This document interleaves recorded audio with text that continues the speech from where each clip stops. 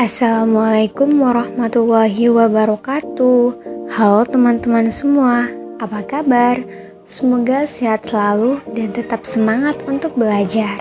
Saya Nur Madini dari Prodi PGSD 2B. Pada video kali ini, kita akan mempelajari materi tentang siklus air.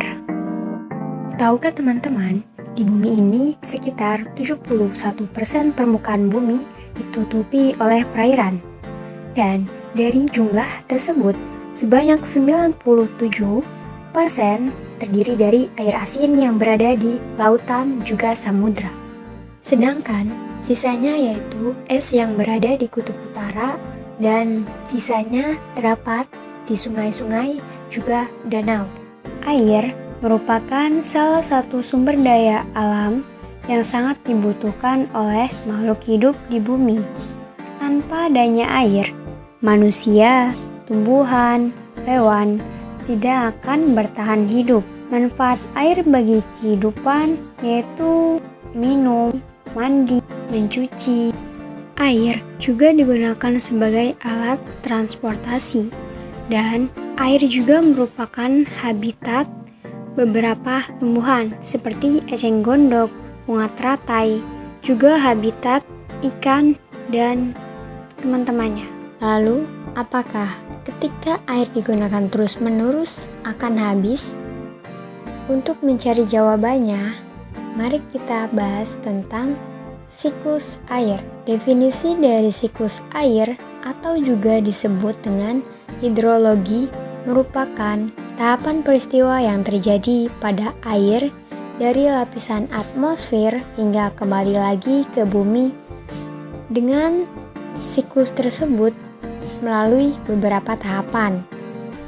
Yang pertama yaitu evaporasi, artinya penguapan yang terjadi pada air di permukaan bumi, entah itu air dari laut, danau, dari sungai, bahkan sumber air lainnya dengan bantuan panas matahari. Dan ada juga penguapan yang terjadi pada tumbuh-tumbuhan. Itu disebut dengan transpirasi. Yang kedua yaitu kondensasi. Kondensasi merupakan proses pendinginan dari uap air menuju atmosfer.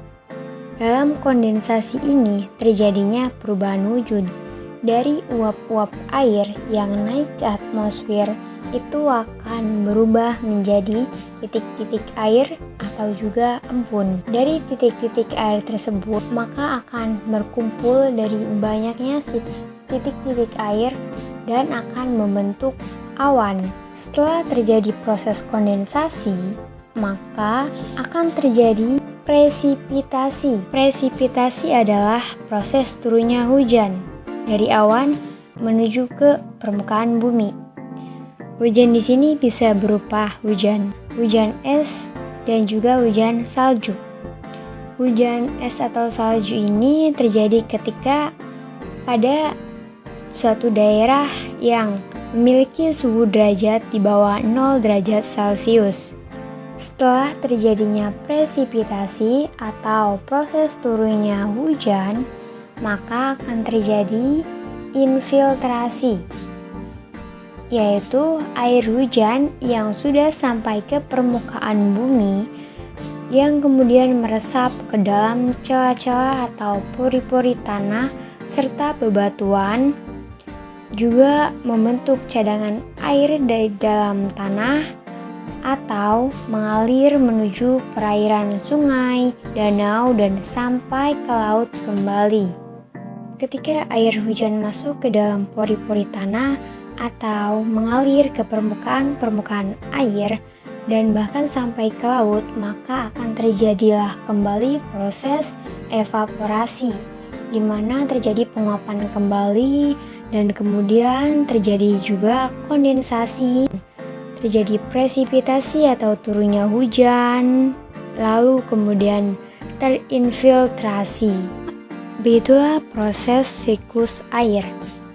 Jadi, apakah air yang digunakan terus-menerus oleh manusia itu akan habis?